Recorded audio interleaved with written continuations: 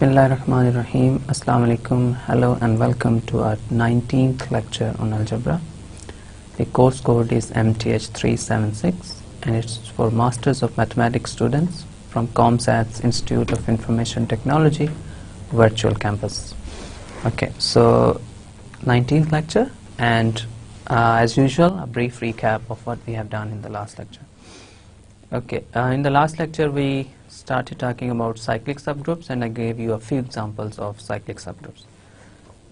Right, तो cyclic subgroup क्या हैं और उनकी examples की हमने फिर ज़ाहिर बात की. तो cyclic subgroup आपके पास क्या होता है, ये definition मैंने आपको दी, इसकी definition हम आज दोबारा एक दफ़ा रिवाइज करेंगे और फिर हम examples जो हमने ऑलरेडी की उनमें से कुछ एग्जाम्पल ये थी. मैंने इंटीजर्स का सेट लिया, उनमें से एक एलिमेंट लिया, सेट नहीं मुझे कहना चाहिए, इंटीजर्स का ग्रुप लिया, ग्रुप में से एक एलिमेंट लिया 2 और उससे जो मैंने सेट जनरेट किया उसको मैंने प्रूव किया कि ये एक सब ग्रुप है. इसी तरह फिर मैंने रैशनल्स का सेट लिया, रैशनल्स के सेट में से मैंने एक एलिमेंट लिया और उससे जो सेट जनरेट हुआ उसको मैंने प्रूव किया कि ये भी एक सब ग्रुप है. ओके, सो इंटीजर्स का सेट और फिर रैशनल्स का सेट. ओके, और फिर इसके बाद मैंने मॉड्यूलो ग्रुप्स की बात की. मॉड्यूलो ग्रुप्स में Z4 मैंने लिया, उसमें से मैंने एलिमेंट लिया 2 गालिबन और 2 को मैंने 2 से जो जनरेट होने वाला सेट है वो मैंने आपको दिया. फिर मैंने Z8 की बात की, Z8 में मैंने एक एलिमेंट लिया 4 और उससे जो जनरेट होने वाला सेट था उसको हमने प्रूव किया ये सब ग्रुप है. और फिर हमने एक और एलिमेंट लिया Z5 में से 5 और उसमें से जो एलिमेंट जो सेट मेरे पास जनरेट हुआ था उसको भी हमने ये देखा कि वो भी एक ग्रुप है. ओके, तो साइक्लिक सब ग्रुप की डेफिनेशन दोबारा देखते हैं, इसके अलावा कुछ मजीद एग्जांपल्स करते हैं और उन एग्जांपल्स के बाद हम इंशाल्लाह फिर इस डिस्कशन को मजीद कंटिन्यू करेंगे और इसको एक नई डायरेक्शन में लेके जाएंगे. ओके, तो मेरे पास साइक्लिक सब ग्रुप क्या है. एक साइक्लिक सब ग्रुप क्या होता है, आप एक ग्रुप लें, कोई सा ग्रुप, उसमें से एक एलिमेंट लें, just one element. Okay, a group and just one element. Okay, उस एलिमेंट से जो मैंने सेट जनरेट करना है उस सेट को मैंने यहाँ पे लिखा हुआ. ओके, सो ये यहाँ पे मैंने आपको बताया हुआ पहले से ही हम डिफाइन कर चुके हैं कि इन जनरल हम जो ग्रुप के ऊपर ऑपरेशन है वो मल्टीप्लीकेशन का लेते हैं. तो ये मल्टीप्लिकेशन के ऑपरेशन के अंदर ए से जनरेट होने वाला सेट है, इस सेट को मैं लिखूंगा ए से. तो मल्टीप्लिकेशन के अंदर क्या है, इस सेट को में से जो एलिमेंट मैंने लिया ग्रुप में से ए, उसको मैं मल्टीप्लाई करता जाऊं तो मेरे पास जो एलिमेंट्स जनरेट हो रहे हैं वो एलिमेंट मैंने इस सेट में लिखे हैं. मतलब ये कि integer powers positive integer powers और नेगेटिव इंटीजर पावर्स और जीरो भी इसमें मौजूद है. अब फिर मैंने आपको ये बताया था कि अगर आपके पास ग्रुप के ऊपर ऑपरेशन जो है एडिशन का होगा तो जो सेट ए जनरेट होगा एडिशन के ऑपरेशन के अंदर वो आपके पास होगा n टाइम्स ए. n जो है एक इंटीजर है, राइट. तो a के सारे इंटीजर मल्टीपल्स, मल्टीप्लिकेशन के केस में a की सारी इंटीजर पावर्स, एडिशन के केस में ए के सारे इंटीजर मल्टीपल्स इस सेट के अंदर आएंगे. ओके, तो ये आपके पास जो सेट्स हैं ये ग्रुप बनाते हैं, ये सब ग्रुप्स बनाते हैं, हमने ये प्रूव किया. ओके, तो अब इस सब ग्रुप को हम साइक्लिक सब ग्रुप कहते हैं, ग्रुप जी का. अब ये बहुत खूबसूरत कॉन्सेप्ट है इफ यू लाइक, कि आपके पास कोई सा ग्रुप है उसमें से आप कोई सा एक एलिमेंट ले लें, कोई कंडीशंस नहीं है, ग्रुप है, एक एलिमेंट है, जो भी आप चूज करें उससे जो जनरेट करेंगे आप सेट वो हमेशा सब ग्रुप बनाएगा और उस सब ग्रुप को हम साइक्लिक सब ग्रुप कहते हैं, राइट. तो इस कॉन्सेप्ट से हमें किसी भी ग्रुप के बहुत सारे हमें सब ग्रुप्स मिल रहे हैं, जितने उसके एलिमेंट्स हैं उतने सब ग्रुप्स बनेंगे. मैं ये नहीं कह रहा कि वो सब के सब डिफरेंट सब ग्रुप्स होंगे, लेकिन वो सब के सब ग्रुप्स जरूर होंगे. तो जितने सेट के एलिमेंट्स हैं उतने ही सब ग्रुप्स हमें मिल जाएंगे, लेकिन वो सारे के सारे डिफरेंट होना जरूरी नहीं है. तो फिर हम उनको चेक कर सकते हैं कि कौन से सेम है कौन से डिफरेंट हैं. ओके, तो ये आपके पास एक बहुत फंडामेंटल कॉन्सेप्ट है कि आप कोई सा ग्रुप लें, उसमें से कोई सा एक एलिमेंट लें और बाइनरी ऑपरेशन को यूज करते हुए, जो भी बाइनरी ऑपरेशन है, अगर आपके पास मल्टीप्लिकेशन का बाइनरी ऑपरेशन है तो उस एलिमेंट से जनरेट आप जो सेट करेंगे मल्टीप्लिकेशन के अंदर, यानी उस एलिमेंट की जितनी भी इंटीजर पावर्स हैं, positive, negative, zero integer powers जो भी हैं, वो सारी एक सेट में रखें, वो हमेशा एक सब ग्रुप बनाएगी। इसी तरह अगर एडिशन का बाइनरी ऑपरेशन है तो आप कोई सा एलिमेंट लें, उसकी सारे के सारे इंटीजर मल्टीपल्स अगर आप लेंगे, उनको एक सेट में रखेंगे तो वो आपके पास हमेशा एक सब ग्रुप बनाएगा। ओके, तो ये आपके पास साइक्लिक सब ग्रुप का कॉन्सेप्ट है कि कोई ऐसा सब ग्रुप जो सिर्फ एक ही एलिमेंट से जनरेट हो रहा हो, वो उसको हम साइक्लिक सब ग्रुप कहते हैं, राइट। तो हमने फिर एग्जांपल्स इसकी देखी। एग्जांपल्स में हमने जैसे मैंने अभी थोड़ी देर पहले आपको बताया, इंटीजर्स का सेट लें, उसमें कोई एलिमेंट ले लें। फिर हमने कहा रेशनल नंबर्स में से कोई एलिमेंट ले लें। इसी तरह फिर हमने कहा कि ये इनफाइनाइट ग्रुप्स हैं, जरूरी नहीं है कि ग्रुप्स इनफाइनाइट हों, कोई कंडीशन नहीं लगाई हुई मैंने ग्रुप के ऊपर, कोई कंडीशन एलिमेंट के ऊपर भी नहीं लगाई हुई। तो हम कोई सा भी ग्रुप ले लें, कोई सा भी एलिमेंट ले लें, तो इसका मतलब मैं फाइनाइट ग्रुप भी ले सकता हूँ। फिर मैंने मॉडुलो ग्रुप्स की बात की कि आपको मैंने Z4 की एक एग्जांपल दी और Z8 की एक एग्जांपल दी। इन्हीं एग्जांपल को मैं आगे कंटिन्यू करता हूँ और फिर इंशाल्लाह हम इस कॉन्सेप्ट को मजीद फॉर्मल करेंगे और देखेंगे कि इस कॉन्सेप्ट से हमें बहुत सी अच्छी चीजें मिलती हैं। ओके, सो एग्जांपल्स में हम आगे चलते हैं। तो एक मॉडुलो ग्रुप हम एक करके फिर इंशाल्लाह आपको मैं कुछ और ज्यादा इंटरेस्टिंग ग्रुप्स की भी कुछ एग्जांपल्स देता हूँ। अब मैं लेता हूँ let's say Z5 modulo group है, एडिशन मॉडुलो 5, यानी सारे इंटीजर्स को 5 से डिवाइड करें, उनका रिमाइंडर रिकॉर्ड कर लें, बस ये इसमें कॉन्सेप्ट है।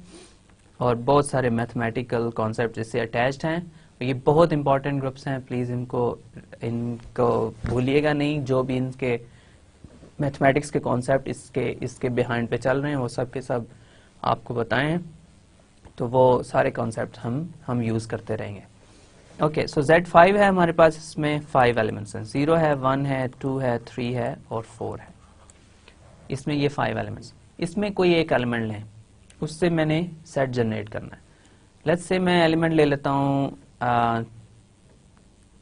2 ले लेता हूँ। लेट्स से 2 से जनरेट होने वाला मैंने सेट लिखना है Z5 के अंदर। ओके, और ये 2 से जनरेट होने वाला जो सेट है वो आ जाएगा मेरे पास। इस सेट में कौन से एलिमेंट्स आएंगे? 2 खुद तो आएगा, 2 को 2 टाइम्स ऐड करूं 4 को जब मैं मॉडुलो 5 करूंगा तो मेरे पास रिमाइंडर 4 आएगा, right. So 4 modulo 5 is 4, right. फिर मैं 2 + 2 + 2 करूंगा, मेरे पास 6 आ जाएगा और 6 मॉडुलो 5 जो है वो 1 आ जाएगा।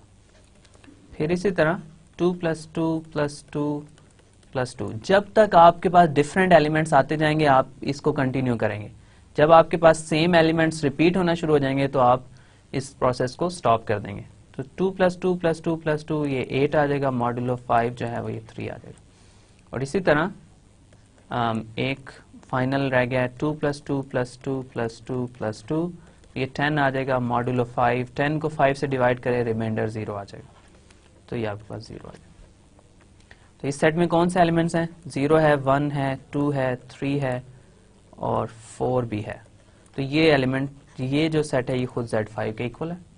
ओके, तो फिर मैंने आपको बताया कि ये कॉन्सेप्ट बहुत इंपॉर्टेंट है, इसको मैं इस कॉन्सेप्ट को मैं कुछ देर में बहुत फॉर्मली करूंगा कि ये हमने एक एलिमेंट लिया और उसका जो सेट उससे जनरेट हो रहा है वो खुद ग्रुप के इक्वल आ गया, राइट। कोई एक एलिमेंट और लेता हूं मैं और फिर मैं देखता हूं कि इसी कॉन्सेप्ट को फिर हम आगे लेके चलते हैं। 3 से जनरेट होने वाला सेट कौन सा है? 3 से जनरेट होने वाले सेट में 3 खुद तो आएगा, फिर 3 + 3 जो कि 6 है और 6 मॉडुलो 5 1 आ जाएगा। ओके, फिर 3 + 3 + 3 9 हो जाएगा और 9 मॉडुलो 5 जो है वो 4 आ जाएगा, तो ये 4 आ जाएगा, राइट। फिर इसके बाद 12 आ जाएगा, 12 को मॉडुलो 5 करेंगे तो 2 आ जाएगा और इसी तरह 15 को मॉडुलो 5 करेंगे तो आपके पास आ जाएगा आपके पास 0 आ जाएगा। तो फिर आपने इस एलिमेंट से लिया और आपके पास ओरिजिनल ग्रुप वापस आ गया। ओके, तो ये आपके पास कुछ कॉन्सेप्ट्स हैं। आपने कोई दो एलिमेंट्स लिए Z5 के अंदर, उनका जब आपने जनरेटिंग सेट बनाया, यानी उस एलिमेंट से जो जनरेट होने वाला सेट है वो सेट्स आपने बनाए, तो वो खुद ग्रुप के इक्वल आ गए, और ग्रुप खुद अपना सब ग्रुप होता है। तो ये दोनों भी सब ग्रुप्स हैं Z5 के, राइट। तो एक और एग्जांपल हम देखते हैं। अब मजीद वही एग्जांपल है जो आप बहुत फेमिलियर ग्रुप है। हम अब सिमेट्रिक ग्रुप की बात करते हैं, और सिमेट्रिक ग्रुप में S3 की हमने सबसे ज्यादा बात की है, तो S3 को ही हम लेके चलते हैं। तो S3 में आपके कौन से एलिमेंट्स हैं, मैं इसको साइक्लिक नोटेशन में लिखूंगा। आपके पास आइडेंटिटी एलिमेंट है, इसके अंदर 1 2 3 है, और 1 3 2 है, और 1 2 है, और 1 3 है, और 2 3 है, राइट। ये 6 एलिमेंट्स हैं S3 के अंदर। ओके, अब इनमें से मैं कोई एलिमेंट लेता हूं। मैंने आपको बताया कि ग्रुप के ऊपर कोई कंडीशन नहीं है, उसके एलिमेंट्स के ऊपर कोई कंडीशन नहीं है।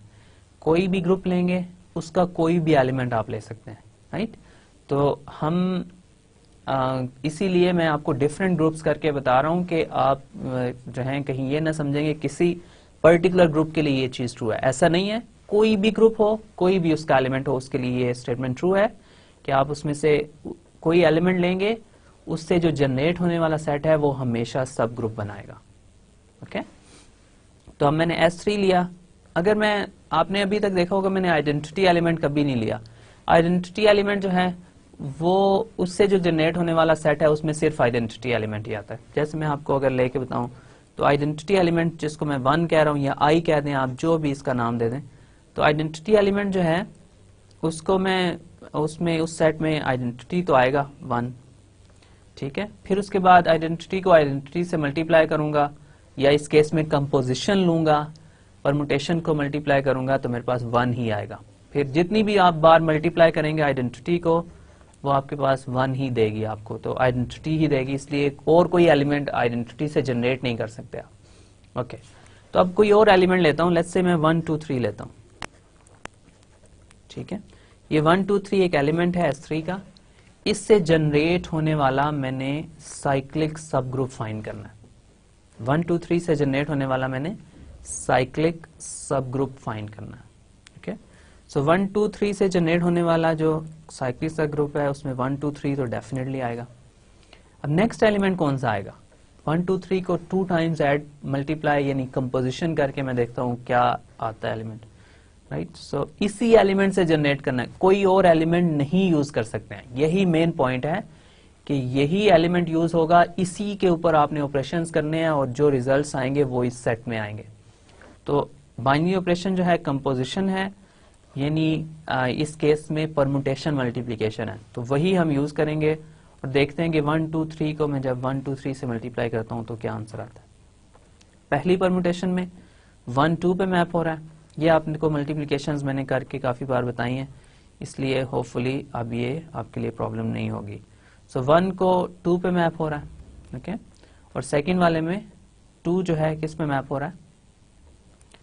फर्स्ट वाले में 1 2 पे मैप हो रहा है, सेकंड वाले में 2 जो है वो 3 पे मैप हो रहा है, तो इन एंड 1 जो है वो 3 पे मैप हो जाएगा। फिर आप देख लें कि 2 जो है वो किस पे मैप हो रहा है? इसमें 2 3 पे मैप हो रहा है फर्स्ट वाली में, और सेकंड वाली में 3 जो है वो 1 पे मैप हो रहा है, तो 2 जो है वो 1 पे मैप होगा। और फाइनली आप ये इजीली चेक कर सकते हैं 3 2 पे मैप होगा। तो ये परमुटेशन जो है साइकिल के केस में आ जाएगी 1 goes to 3 and 3 goes to 2, तो ये आपके पास 1 3 2 आ गया, ठीक है। अब 2 बार मल्टीप्लाई किया तो 1 3 2 आ गया। अब इसके बाद नेक्स्ट अगर मैं मल्टीप्लाई करूं तो मेरे पास क्या आ जाएगा? 3 टाइम्स इसको मल्टीप्लाई करूं, 1 2 3 1 2 3 और 1 2 3, राइट। 2 बार मल्टीप्लाई किया तो 1 3 2 आ गया, तो इसका मतलब है 1 2 3 टाइम्स 1 3 2, राइट। इन दोनों को जब मल्टीप्लाई करूंगा तो ये आंसर आएगा, राइट। तो अब इन दोनों को आपस में मल्टीप्लाई करना है, तो हमारे पास फर्स्ट परमुटेशन में 1 2 पे मैप हो रहा है, सेकंड में 2 जो है 2 1 पे मैप हो रहा है, तो ये 1 पे हो जाएगा। तो ये हमारे पास आ जाएगा 1 goes to 1। फिर इसमें 2 जो है वो 3 पे मैप हो रहा है फर्स्ट वाली में, और सेकंड वाली में 3 जो है वो 2 पे मैप हो रहा है, तो 2 जो है वो 2 पे मैप हो जाएगा। फिर फर्स्ट वाली में 3 जो है वो 1 पे मैप हो रहा है, और सेकंड वाली में 1 जो है वो 3 पे मैप हो रहा है, तो 3 जो है वो 3 पे मैप हो जाएगा। तो ये आपके पास आइडेंटिटी आ गई, तो इसमें आइडेंटिटी भी मौजूद है। ओके, तो ये आपके पास जो ग्रुप है, ये आपके पास ये एलिमेंट्स 3 आ गए। अब इसके बाद आप इसको मल्टीप्लाई करके चेक करेंगे तो आप ये देखेंगे कि आपके पास यही एलिमेंट्स वापस आएंगे। जैसे आप अगर 4 टाइम्स इसको मल्टीप्लाई करते हैं, अगर आप इसको 4 टाइम्स मल्टीप्लाई करते हैं तो 1 2 3 1 2 3 1 2 3 और 1 2 3, इसको 4 टाइम्स मल्टीप्लाई करेंगे। 3 टाइम्स का आंसर आपको पता है पहले ही, वो आइडेंटिटी है, तो आपके पास आ जाएगा 1 2 3 टाइम्स आइडेंटिटी। तो 1 2 3 टाइम्स आइडेंटिटी 1 2 3 होगा, ठीक है। फिर आप नेक्स्ट इसको 5 टाइम्स मल्टीप्लाई करेंगे तो आपके पास 1 3 2 आ जाएगा, और 6 टाइम्स करेंगे तो आइडेंटिटी आ जाएगा। तो ये एक्चुअल में एक साइकिल है, अगर आप इसको देखें 1 2 3 से स्टार्ट किया, वापस 1 2 3 पे आएंगे, फिर दोबारा एक पूरा साइकिल करेंगे, फिर उधर ही आ जाएंगे। इसी तरह ये 3 एलिमेंट्स ही बार बार जनरेट होते जाएंगे। तो ये एक्चुअल में एक साइकिल है, इसलिए इसको साइक्लिक ग्रुप्स कहते हैं, राइट। तो ये 3 एलिमेंट्स जो हैं ये 1 2 3 से जनरेट हो रहे हैं। अब क्या ये 3 एलिमेंट्स एक ग्रुप बनाते हैं? अगर आप इन 3 एलिमेंट्स को थोड़ा गौर से देखें और आपको जो एक ऑलरेडी ग्रुप नोन है उससे कंपेयर करें, तो ये ग्रुप एक्चुअली ये तीनों परम्यूटेशंस इवन परम्यूटेशंस हैं। तो A3 जो है वो है group of even permutations of S3, ठीक है। A3 जो है इवन परम्यूटेशंस है S3 की, राइट।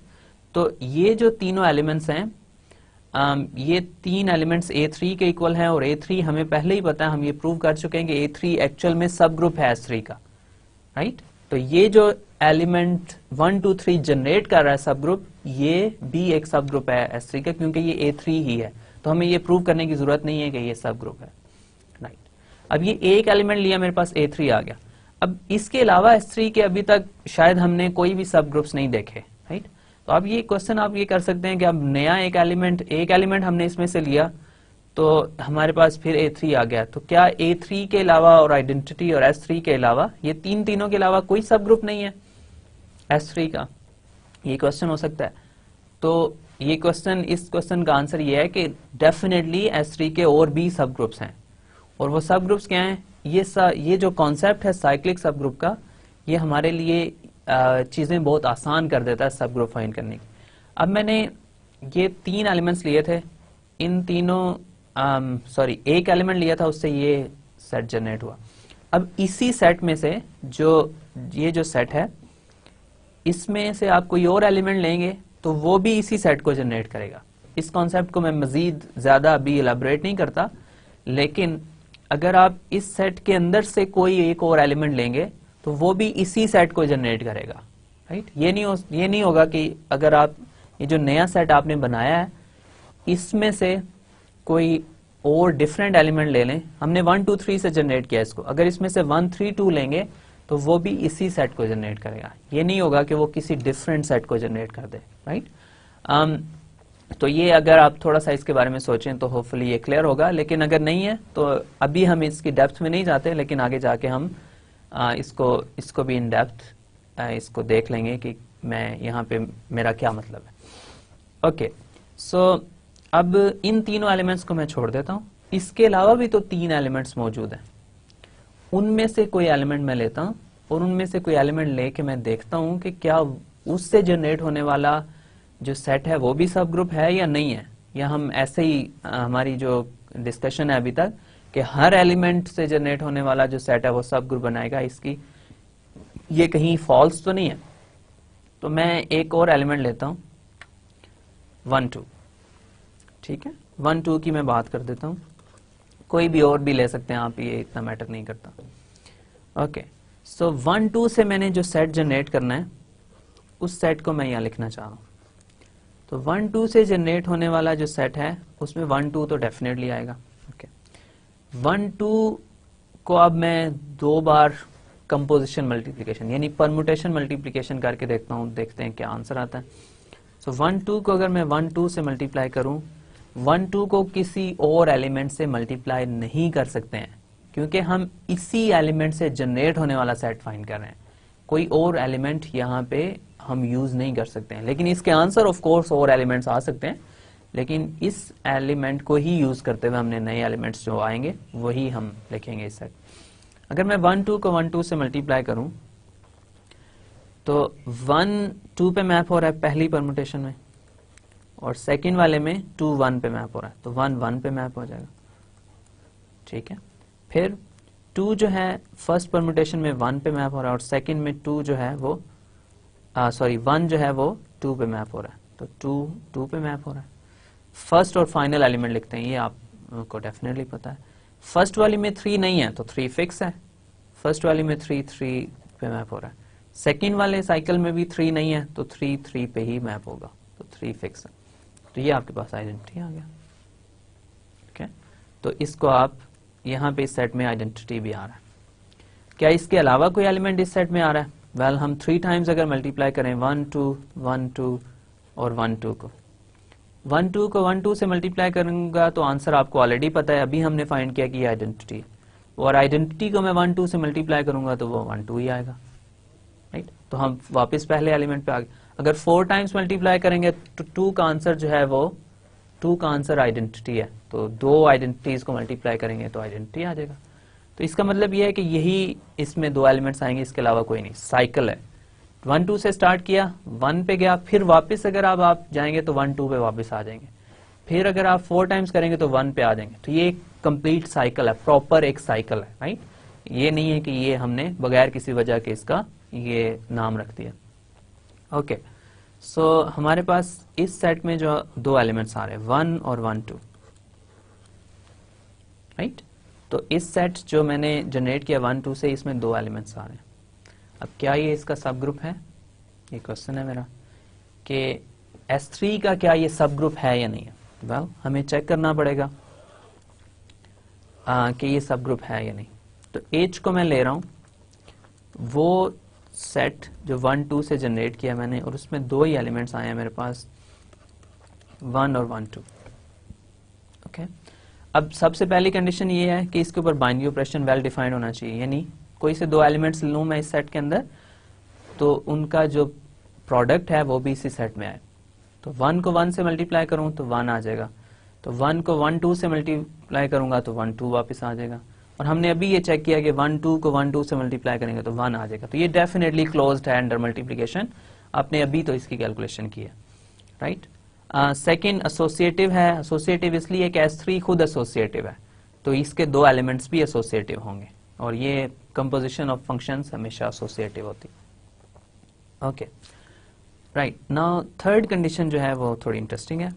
इसमें आइडेंटिटी एलिमेंट होना चाहिए। ऑफ कोर्स इजी है कि 1 जो है H में है, और 1 को आप 1 2 से मल्टीप्लाई करेंगे तो आपके पास आंसर वापस 1 2 ही आएगा। ओके, अब फाइनल कंडीशन क्या है? फाइनल कंडीशन ये है कि आप इस सेट में हर एलिमेंट का इनवर्स फाइंड करें। आइडेंटिटी खुद अपना इनवर्स है। राइट, अगर आप 1 2 की बात करते हैं तो 1 2 का इनवर्स क्या होगा? आइडेंटिटी तो हो नहीं सकता, तो 1 2 होगा, क्योंकि 1 2 टाइम्स 1 2 जो है वो 1 है, तो 1 2 भी खुद अपना इनवर्स है।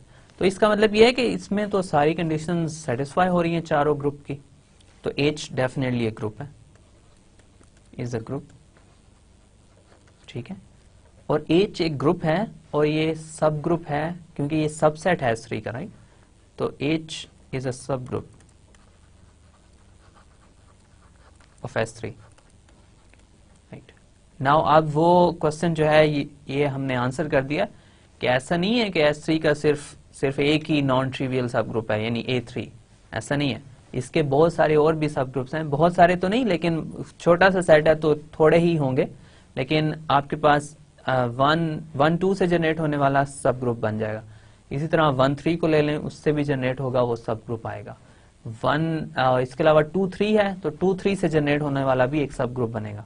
तो ये आप चेक कर सकते हैं कि इसके टोटल कितने सब ग्रुप्स बनेंगे। ये ऑलरेडी मैं आपको सारे तकरीबन बता चुका हूं कि ये सब ग्रुप्स हैं इसके टोटल। ओके, तो अब ये होपफुली इस कॉन्सेप्ट की पावर आपके सामने आ गई होगी और क्लियर हो गई होगी कि आपने कोई सा एलिमेंट ले लिया ग्रुप में से, उससे जो भी सेट आप जनरेट करेंगे, जैसा भी होगा वो हमेशा सब ग्रुप जरूर बनेगा। ओके, तो ये साइक्लिक सब ग्रुप्स की हमारे पास डिस्कशन है कि साइक्लिक सब ग्रुप क्या होता है। कोई सा ग्रुप ले लें आप, उसमें एक एलिमेंट लें आप, उससे जो भी सेट जनरेट करेंगे। सेट जनरेट कैसे करेंगे? बाइनरी ऑपरेशन यूज करना है ग्रुप का। अगर मल्टीप्लिकेशन का बाइनरी ऑपरेशन है तो आपके पास एक एलिमेंट जो है उसकी सारी इंटीजर पावर्स उस सेट में आएंगी। अगर मल्टीप्लिकेशन के केस में, एडिशन के केस में क्या होगा, उसके सारे के सारे इंटीजर मल्टीपल्स उस सेट में आएंगे। मॉड्यूलो ऑपरेशन है तो उसको ऐड करेंगे, of course modulo addition use करेंगे। अगर आप परमुटेशंस की बात कर रहे हैं तो परमुटेशंस में परमुटेशन मल्टीप्लिकेशन यूज करेंगे, राइट। तो ये बाइनरी ऑपरेशन सेट का ही यूज होगा, यानी ओरिजिनल ग्रुप का यूज होगा, राइट। लेकिन आप उस एलिमेंट से जो भी सेट जनरेट करेंगे वो हमेशा आपके पास सब ग्रुप बनेगा। ओके, अब एक कॉन्सेप्ट जो है वो मैं उसको डेफर कर रहा हूँ, 2 बार डेफर कर चुका हूँ कि मैंने मॉड्यूलो ग्रुप की बात की थी। उसमें मैंने पहले Z8 के केस में एक एलिमेंट लिया 5, उसका मैंने जो सेट फाइंड किया उससे जनरेट हुआ वो खुद ग्रुप आ गया। ओके, फिर मैंने Z5 की बात करना शुरू की तो उसमें मैंने 2 एलिमेंट एक्चुअली लेके चेक किया और दोनों एलिमेंट के कॉरस्पॉन्डिंग जो ग्रुप है वो खुद ग्रुप इटसेल्फ आ गया। इसका मतलब ये हुआ कि ये पॉसिबल है कि आपके पास कोई एलिमेंट आप ग्रुप में से पिक करें, उससे जो जनरेट होने वाला सेट है वो खुद ग्रुप इटसेल्फ ही आ जाए। ओके, तो इस डिस्कशन को एक और एग्जांपल देके, 1-2 एग्जांपल्स देके मैं इसको फॉर्मलाइज करता हूँ, इसकी डेफिनेशन देता हूँ कि अब मैं इससे मेरा क्या मतलब है। ओके, मैं इंटीजर्स के सेट से स्टार्ट करता हूँ और एडिशन मेरा बाइनरी ऑपरेशन। ठीक है, एडिशन बाइनरी ऑपरेशन है, तो ये मेरे पास एक सेट। अब 1 भी तो इंटीजर्स के सेट में मौजूद है, राइट। 1 भी इंटीजर्स के सेट में मौजूद है, तो 1 से जनरेट होने वाला सेट भी मैं फाइंड कर सकता हूं। तो 1 से जनरेट होने वाला सेट जो है वो मेरे पास आ जाएगा सारे के सारे इंटीजर मल्टीपल्स ऑफ 1। यही मतलब एडिशन का ऑपरेशन है, तो यही मेरे पास डेफिनेशन है। तो मैं बेसिकली कर ये रहा हूं n टाइम्स 1, n जो है कोई भी इंटीजर है। okay? अब इस सेट में मेरे पास कौन से एलिमेंट्स आ रहे हैं? मैं इस सेट में एलिमेंट्स अगर मैं चेक करूं तो इस सेट में मेरे पास एलिमेंट्स आ रहे हैं, 1 को 1 से मल्टीप्लाई करूं 1 आ जाएगा, 2 आ जाएगा, 3 आ जाएगा, 4 आ जाएगा, 5, 6, इसी तरह इंटीजर से मल्टीप्लाई करूं 1 को 0 भी आ जाएगा, -1 भी आ जाएगा, -2 भी आ जाएगा और इसी तरह बाकी सारे एलिमेंट्स भी आ जाएंगे। तो इसका मतलब ये हुआ कि इस सेट में मेरे पास आ रहे हैं 0, +-1, +-2, +-3 और सो ऑन, राइट। तो ये मेरे पास एलिमेंट्स इस सेट में आ रहे हैं। लेकिन इंटीजर के सेट में कौन से एलिमेंट्स हैं? मैंने यहाँ पे अब पॉज में इसलिए दे रहा हूं कि आप इन दोनों को कंपेयर करें कि ये 1 से मैंने सेट जनरेट किया और इंटीजर से मैंने सेट जनरेट किया, राइट। इन दोनों एलिमेंट्स, इंटीजर का जो सेट है और 1 का जो सेट मैंने जनरेट किया, इन दोनों का आप कंपेयर करें आपस में, तो ये सेट जो है ये खुद इंटीजर्स का सेट है, राइट। इसका मतलब ये है कि मैंने एक एलिमेंट पिक किया इंटीजर्स के सेट के अंदर, एक एलिमेंट पिक किया और उससे जो मैंने सेट जनरेट किया वो सेट जो है वो खुद ग्रुप बन गया, राइट। इसके अलावा आप एक और एलिमेंट पिक कर सकते हैं इंटीजर्स में से। अब -1 पिक करें और -1 से जनरेट होने वाला सेट फाइंड करें, तो -1 से जनरेट होने वाला सेट जो है वो भी इंटीजर्स आ जाएगा। इसको प्लीज आप फाइंड करके लिखिएगा और अपने आप को कन्विंस कीजिएगा कि ये जो मैं कह रहा हूं ये ठीक है। तो 1 से जनरेट करने वाला सेट जो है वो भी इंटीजर्स का सेट आ गया। फिर मैं -1 लिया, -1 से जो सेट जनरेट हुआ वो भी इंटीजर्स का सेट आएगा, तो इसका मतलब ये हुआ कि ये पॉसिबल है कि आप ग्रुप में से एक एलिमेंट पिक करें और उससे जो जनरेट करें आप सेट वो खुद ग्रुप इटसेल्फ आ जाए, राइट। ग्रुप में से एक एलिमेंट आप पिक करें और उससे जो सेट जनरेट हो रहा है वो सेट खुद एक ग्रुप आ जाए। ये केस हम Z4 में भी ऑलरेडी देख चुके हैं, हमने Z5 में भी देखा, Z8 में भी देख चुके हैं, Z के लिए भी हमने देख लिया। इसका मतलब ये हुआ कि ग्रुप्स के अंदर ये पॉसिबिलिटी मौजूद है कि आप ग्रुप में से कोई एक एलिमेंट पिक करें और आपके पास उससे जो जनरेट होने वाला सेट है वो खुद ग्रुप आ जाए। इसी कॉन्सेप्ट को हम फॉर्मलाइज करते हैं। अगर आपके पास एक ग्रुप हो, उसमें से कोई एलिमेंट आप लें, कोई एक एलिमेंट लें और उससे जो आपका सेट जनरेट हो रहा है वो अगर ग्रुप के ही इक्वल आ जाए, तो हम कहते हैं कि ये जो एलिमेंट है ये ग्रुप को जनरेट कर रहा है और ये ग्रुप खुद साइक्लिक है। ठीक है, हमने अभी तक बात की साइक्लिक सब ग्रुप्स की। ग्रुप में से एक एलिमेंट ले लिया, उससे जो सबसेट बना वो सब ग्रुप बन जाता है और वो समटाइम्स प्रॉपर सब ग्रुप होते हैं, तो उनको हम कह देते हैं ये साइक्लिक सब ग्रुप है।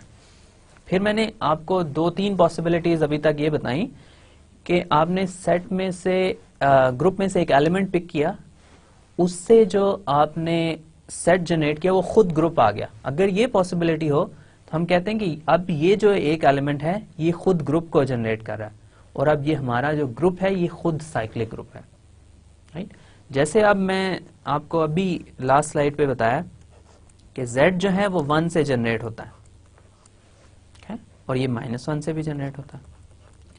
तो इसका मतलब ये हुआ कि Z जो है Z इज साइक्लिक। ठीक है, ग्रुप जो है वो क्या है, वो साइक्लिक ग्रुप है।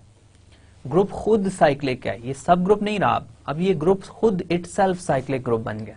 ओके, तो अब मैं इसको 1-2 एग्जांपल्स आपको मॉड्यूलो ग्रुप्स की दोबारा देता हूं, फिर हम इंशाल्लाह इस में से 1-2 और क्वेश्चंस करके इस डिस्कशन को क्लोज करेंगे। ओके, तो अब हमारे पास ग्रुप है लेट्स से Z5। Z5 हमारे पास है 0, 1, 2, 3 और 4। ओके, अब Z5 में से आप कोई एलिमेंट ले लें, 2 लिया, 2 एलिमेंट लिया तो आपके पास 2 से जनरेट होने वाला जो सेट है उसमें 2 आएगा। 2 + 2 4 है, 4 को मॉड्यूलो 5 करेंगे तो 1 आ जाएगा। और फिर 2 + 2 + 2 6 आ जाएगा। 6 को 5 से आप यहाँ पे फर्स्ट में मॉड्यूलो 4 को मॉड्यूलो 5 जो है 4 आएगा, 6 का मॉड्यूलो 5 1 आएगा, 8 का मॉड्यूलो 5 जो है वो 3 आएगा और फिर 10 का मॉड्यूलो 5 जो है वो 0 आ जाएगा। तो इस सेट में कौन से एलिमेंट्स हैं, 0 है, 1 है, 2 है, 3 है और 4 है। ओके, तो अब आपने ये जो सेट है ये फाइंड कर लिया। अब ये सेट तो खुद Z5 के इक्वल है। अब अगर कोई एक ऐसा एलिमेंट ग्रुप में एग्जिस्ट करता हो जिससे आप पूरा ग्रुप जनरेट कर ले, तो ये ग्रुप आपके पास साइक्लिक ग्रुप कहलाएगा। इसका मतलब ये हुआ कि Z5 is cyclic, right. Z5 आपके पास एक साइक्लिक ग्रुप है। ओके, अब इसके अलावा अगर आप मजीद किसी एक और मॉड्यूलो ग्रुप की बात करना चाहें, लेट्स से Z9 की बात करें। Z9 की बात करेंगे 0, 1, 2, 3, 4, 5, 6, 7 और 8। Z9 के अंदर आप कोई एलिमेंट ले लें, तो Z9 के अंदर आप अगर एलिमेंट लेंगे तो लेट्स से आप 1 ही ले लें। अगर आप 1 लेंगे तो आपके पास इसमें एलिमेंट्स आएंगे 1 + 1 2 को मॉड्यूलो 9 2 करेंगे, 3 भी आएगा। इस तरह आप इसको चेक कीजिएगा, इसके अंदर सारे एलिमेंट्स आएंगे, 8 भी आएगा और 0 भी आएगा। तो ये खुद Z9 के इक्वल हो जाएगा। ओके, ये आप प्लीज चेक कीजिएगा, ये आपके लिए मैं एज एन एक्सरसाइज छोड़ रहा हूँ। ठीक है, ये मुश्किल नहीं है, आपको ये चीजें आती हैं पहले से। ओके, सो Z9 की हमने बात की। अब ये एक जनरल फैक्ट है जो मैं आपको दे रहा हूं कि Zn जो है Zn की अगर मैं बात करूं, इंटीजर्स मॉडुलो n, और इसका Zn is cyclic for all n, कोई भी n लेंगे तो Zn हमेशा साइक्लिक ग्रुप बनेगा। ओके, क्या इसकी सेंस बनती है? इसकी सेंस बनती है क्योंकि Zn जो है किसी भी n के लिए वो हमेशा 1 से जनरेट होगा। आप इसको 1 से हमेशा जनरेट कर सकते हैं। आप कोई भी z की वैल्यू लेके, n की वैल्यू लेके चेक करें तो Zn को आप हमेशा 1 से जनरेट कर सकेंगे। आप इसको प्लीज जरूर ट्राई कीजिएगा। इसका प्रूफ जो है वो भी बहुत इजी है कि अगर आप Zn को लेके देख लें जस्ट, तो वो है आपके पास नॉट है, 1 है, 2 है, up to so on n-1 है। अब 1 से आपने जनरेट करना है, तो 1 से आप जनरेट करेंगे तो आपके पास हमेशा Zn आ जाएगा, सिंपल। इसके अलावा इसमें कुछ भी नहीं। आप प्लीज n की कुछ वैल्यूज लेके ये चेक कीजिएगा कि आप किसी भी n की वैल्यू के लिए Zn को 1 से जनरेट कर सकते हैं, तो 1 हमेशा Zn का जनरेटर होगा। इसके अलावा भी इसके जनरेटर्स पॉसिबल हैं, जैसे हमने देखा कि Z8 के केस में, Z5 के केस में, इन सब के केस में हमने 1 के अलावा जनरेटर लिए थे और वो सब के सब वर्क करते थे, राइट। उन सब से आप ग्रुप जनरेट कर सकते थे। तो 1 तो डेफिनेटली इसका जनरेटर होगा, ओके। 1 के अलावा भी जनरेटर हो सकते हैं, राइट। तो इसलिए Zn जो है ये हमेशा साइक्लिक ग्रुप होगा। आप Zn की ये प्रॉपर्टी है कि इसमें जब भी आप लें, इसमें आप एक एलिमेंट, आप कोई सा एक एलिमेंट फाइंड कर सकते हो, तो इसमें आप हमेशा एक एलिमेंट फाइंड कर सकते हैं जिससे आप ये पूरा ग्रुप जनरेट कर सकते हैं, राइट। तो ये आपके पास Zn जो है एक साइक्लिक ग्रुप है, ओके।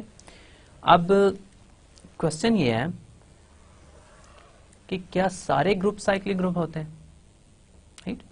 अगर मैंने अभी तक जो आपको एग्जांपल्स दी उनमें सब में मैंने एक एलिमेंट फाइंड कर लिया जिससे मैंने पूरा ग्रुप जनरेट कर दिया, तो क्वेश्चन ये है कि क्या सारे ग्रुप साइक्लिक होते हैं? तो इस क्वेश्चन का आंसर है कि नहीं, सारे ग्रुप साइक्लिक नहीं होते हैं। कुछ ग्रुप साइक्लिक होते हैं, कुछ नहीं होते हैं। कौन से ग्रुप साइक्लिक नहीं होते हैं उसकी मैं आपको एग्जांपल देता हूं कि आपके पास ग्रुप है, अभी हमने बात की S3 की, ओके। S3 की बात की, S3 में कौन से एलिमेंट्स हैं? 1 है, 1 2 3 है, 1 3 2 है, और 1 2 है, 1 3 है, और 2 3 है। मेरा क्वेश्चन ये है कि क्या S3 साइक्लिक है?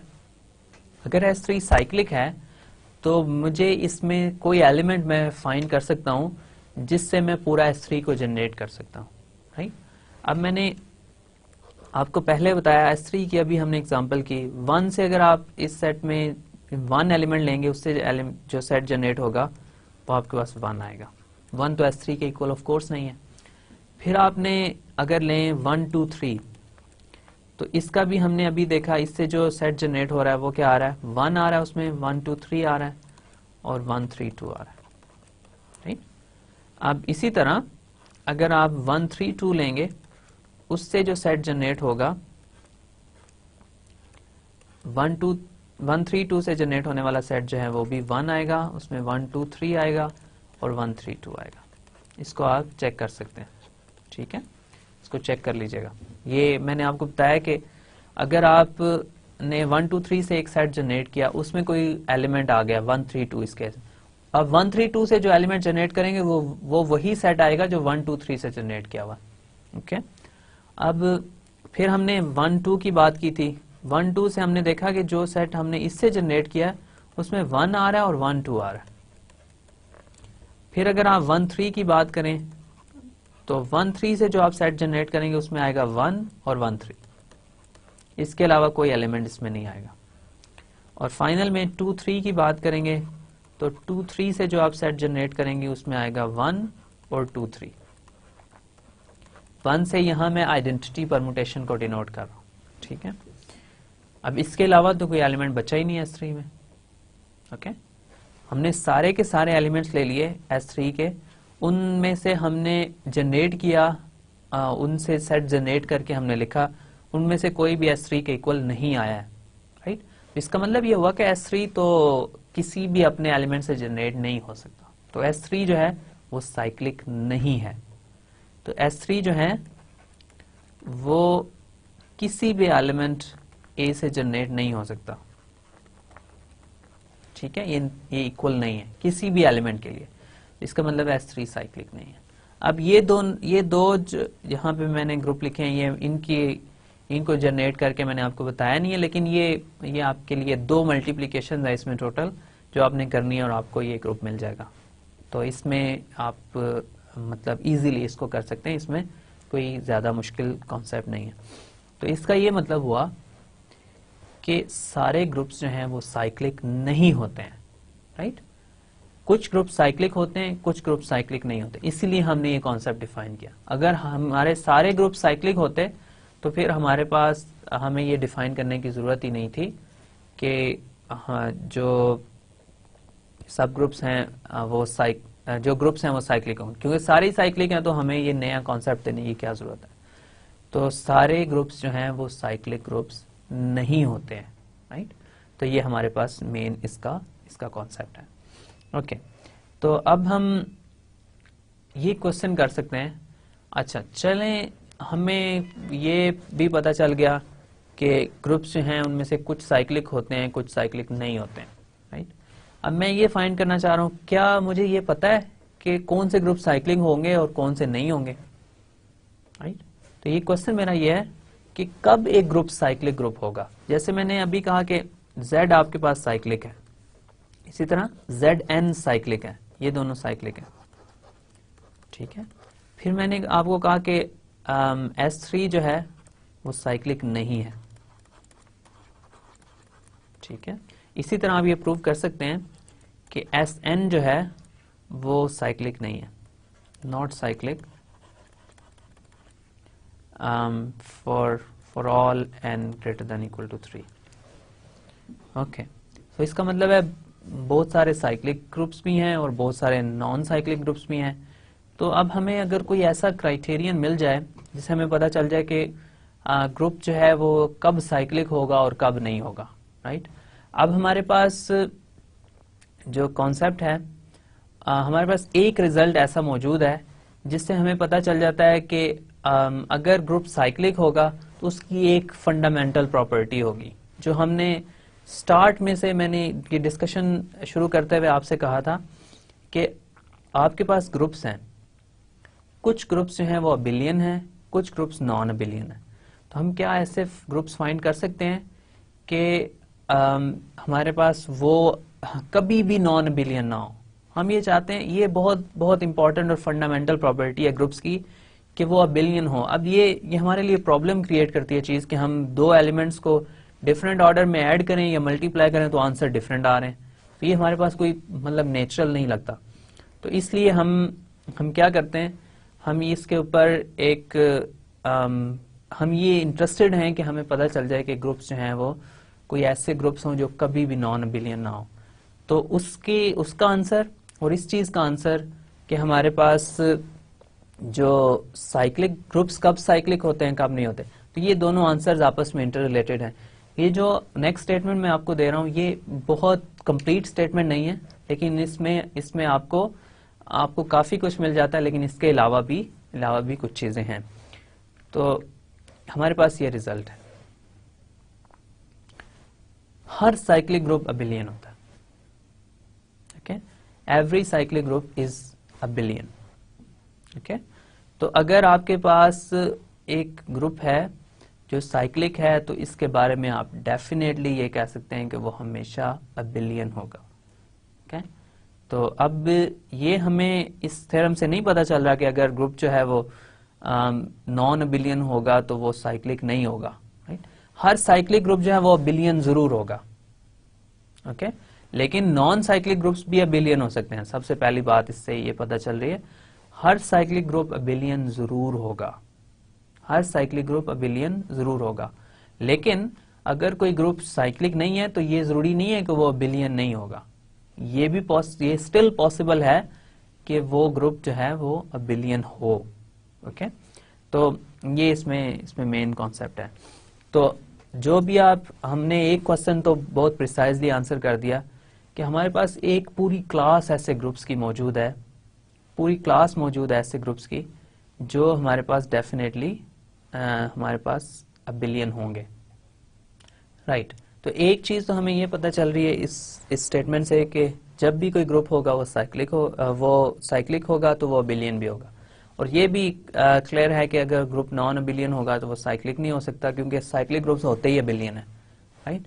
इसके बाद जो नेक्स्ट चीज़ इसमें ये है जो मिसिंग है वो ये है कि अगर ग्रुप नॉन साइक्लिक होगा तो ये ज़रूरी नहीं है कि वो नॉन बिलियन हो। नॉन साइक्लिक ग्रुप्स भी बिलियन हो सकते हैं, और ये भी पॉसिबल है कि non cyclic groups non billion भी हों, राइट। तो इसमें दो चीज़ें जो हैं क्लियर हैं, जब भी ग्रुप साइक्लिक होगा वो बिलियन होगा, और अगर ग्रुप नॉन बिलियन है तो वो साइक्लिक नहीं होगा, राइट। अब ये क्लास ऑफ ग्रुप्स हैं, साइक्लिक ग्रुप्स बहुत सारे होते हैं, ये कोई बहुत कम नहीं है।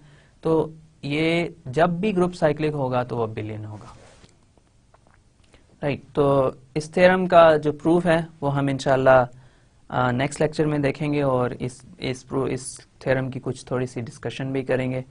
तो अभी जो इस लेक्चर के लिए मैं आपका आज के कॉन्सेप्ट्स को समराइज कर देता हूँ, फिर इंशाल्लाह साइक्लिक ग्रुप्स में कुछ मजीद बहुत इंटरेस्टिंग केसेस हैं, वो इंशाल्लाह हम नेक्स्ट लेक्चर में उन पे भी बात करेंगे, और फिर इंशाल्लाह नेक्स्ट लेक्चर में हमारी ये साइक्लिक ग्रुप्स की डिस्कशन है वो क्लोज हो जाएगी, राइट। तो आज के लेक्चर में हमने क्या किया, आज के लेक्चर में हमने साइक्लिक सब ग्रुप की डिस्कशन से स्टार्ट किया। साइक्लिक सब ग्रुप मैंने डिफाइन किया कि ये साइक्लिक सब ग्रुप क्या होता है। आप कोई सा एक ग्रुप लें, उसके अंदर कोई सा एलिमेंट लें, ओके, कोई कंडीशन नहीं है ग्रुप के ऊपर और ना ही कोई कंडीशन है एलिमेंट के ऊपर। उस एलिमेंट से जो आप सेट जनरेट करेंगे वो सेट हमेशा सब ग्रुप बनेगा ग्रुप जी का, ओके। तो जैसे आपके पास एडिशन का बाइनरी ऑपरेशन है, तो जब आप सेट लेंगे, आपके पास ग्रुप अगर जी है और आप कोई एलिमेंट लें जी का, तो हमारे पास जो इससे एलिमेंट जनरेट होगा, अगर जी हमारे पास ग्रुप है अंडर एडिशन, तो हमारे पास ये सेट आएगा n टाइम्स a, और n जो है वो इंटीजर है। इसी तरह अगर बाइनरी ऑपरेशन मल्टीप्लिकेशन होगा तो a की पावर्स आएंगी, ओके। तो ये हमारे पास ये ग्रुप है जो सिर्फ एक एलिमेंट से जनरेट हो रहा है, तो इस ग्रुप को हम कहते हैं ये एक साइक्लिक सब ग्रुप है ग्रुप जी का, ओके। फिर हमने इसकी कुछ एग्जांपल्स देखी, हमने S3 के साइक्लिक ग्रुप्स फाइंड किए, हमने Z मॉडुलो जो ग्रुप्स हैं उनके साइक्लिक ग्रुप्स कुछ फाइंड किए, और इसी तरह हमने Z की भी बात की। फिर हमने ये देखा कि हमारे पास जब हम कोई एलिमेंट लेते हैं ग्रुप में से, कोई एलिमेंट लेते हैं, तो उससे जब सेट जनरेट करते हैं तो हमारे पास समटाइम्स ये होता है कि वो जो सेट हमारे पास रिजल्ट में आ रहा है वो ग्रुप इटसेल्फ ही आ जाता है। जैसे मैंने इंटीजर्स की आपको एग्जांपल दी, अगर 1 से आप एक एलिमेंट 1 लें इंटीजर में से, उससे जो सेट जनरेट हो रहा है वो खुद सेट ऑफ इंटीजर्स है। इसी तरह -1 लें तो उससे जो सेट जनरेट हो रहा है वो खुद सेट ऑफ इंटीजर्स है, ओके। तो ये हमारे पास ग्रुप इटसेल्फ जो है वो एक एलिमेंट से जनरेट हो रहा है। फिर इसी तरह मॉडुलो ग्रुप्स के केस में भी आपने ये देखा कि Z5 जो है वो भी एक एलिमेंट से जनरेट हो रहा है, और दूसरे जो मॉडुलो ग्रुप्स हैं उनको भी हमने देखा कि वो भी एक एलिमेंट से जनरेट हो सकते हैं। तो हमने फिर कहा कि अगर हमारे पास एक ऐसा ग्रुप है जिसके लिए हम एक ऐसा एलिमेंट ग्रुप में से फाइंड कर सकते हैं जिससे हम पूरे का पूरा ग्रुप जनरेट करवा सकते हैं, तो ऐसे ग्रुप्स को हम साइक्लिक ग्रुप्स कहते हैं, राइट। ऐसे ग्रुप्स जो सिर्फ एक एलिमेंट से जनरेट हो रहे हैं उनको हम साइक्लिक ग्रुप कहेंगे, ओके। तो फिर हमने ये देखा कि Z जो है एक साइक्लिक ग्रुप है। फिर मैंने आपको बताया कि Zn जो है, आप कोई भी एलिमेंट, कोई भी नंबर n ले लें, कोई भी positive number of course bigger than और इक्वल टू 1, तो वो आपके पास हमेशा एक साइक्लिक ग्रुप बनाएगा, ओके, राइट। तो फिर इसके बाद हमने ये कहा कि अब हमें ये कुछ एग्जांपल्स मिल गई साइक्लिक ग्रुप्स की। तो हमारा क्वेश्चन ये है कि क्या सारे के सारे ग्रुप साइक्लिक होते हैं? अच्छा, इस क्वेश्चन को आंसर करने के लिए हमने S3 की एग्जांपल ली। S3 की एग्जांपल लेके हमने ये देखा कि सारे के सारे एलिमेंट्स हमने बारी बारी लिए S3 के, उनसे जो जनरेट होने वाले सेट हैं उनको हमने लिखा, और हमने ये देखा कि S3 के जो एलिमेंट्स हैं उनमें से कोई भी एक ऐसा एलिमेंट नहीं है जो खुद S3 को जनरेट कर रहा है। जितने भी हमने एलिमेंट्स लिए वो सब के सब सबसेट्स आए S3 के, लेकिन उनमें से कोई भी इक्वल नहीं था S3 के। तो इसका मतलब ये होगा कि S3 एक ऐसा ग्रुप है जो साइक्लिक नहीं है, यानी उसको आप एक एलिमेंट से जनरेट नहीं करा सकते। तो फिर हमने ये क्वेश्चन किया कि कब एक साइक्लिक ग्रुप जो है, कब एक ग्रुप साइक्लिक होगा, राइट, ये हमारा क्वेश्चन है। और हमने ऑलरेडी ये भी क्वेश्चन किया हुआ था कि हमारे पास ग्रुप्स, कुछ ऐसी कोई क्लास ऑफ ग्रुप्स हमारे पास हो जो हमेशा बिलियन होती है। तो फिर हमने इस ग्रुप का आंसर हमें एक थ्योरम से मिला। वो थ्योरम ये कहता है कि हर साइक्लिक ग्रुप जो है वो बिलियन होता है, every cyclic group is a billion. तो इस थ्योरम की दो मेन कॉन्सिक्वेंसेज हैं कि जब भी आपके पास ग्रुप साइक्लिक होगा वो बिलियन होगा, श्योर। इसके अलावा अगर ग्रुप नॉन बिलियन है तो वो साइक्लिक नहीं हो सकता, लेकिन ये पॉसिबल है कि एक नॉन साइक्लिक ग्रुप अबिलियन हो, और ये भी पॉसिबल है कि एक non cyclic group non abelian हो, राइट। सो हमने सिर्फ साइक्लिक ग्रुप की बात की, बाकी बहुत सारे ग्रुप्स अभी और भी हैं जिनके हम बारे में हमें इस थ्योरम से कुछ नहीं पता चल रहा कि वो अबिलियन होंगे या नहीं। लेकिन ये हमारे पास एक बहुत बड़ी क्लास ऑफ ग्रुप्स है जो साइक्लिक ग्रुप्स की है, लेकिन वो हमेशा अबिलियन होंगे। तो इस स्टेटमेंट को के प्रूफ को हमने नेक्स्ट लेक्चर तक डेफर किया है। इंशाल्लाह नेक्स्ट लेक्चर में हम इस स्टेटमेंट का प्रूफ भी देखेंगे, और फिर इंशाल्लाह हम साइक्लिक ग्रुप्स के कुछ मजीद कॉन्सेप्ट्स की बात करेंगे, और फिर इंशाल्लाह हम साइक्लिक ग्रुप की डिस्कशन को क्लोज करेंगे इंशाल्लाह नेक्स्ट लेक्चर में। So thank you very much for your time and attention. हम इंशाल्लाह नेक्स्ट लेक्चर में फिर मिलेंगे इंशाल्लाह। Thank you very much.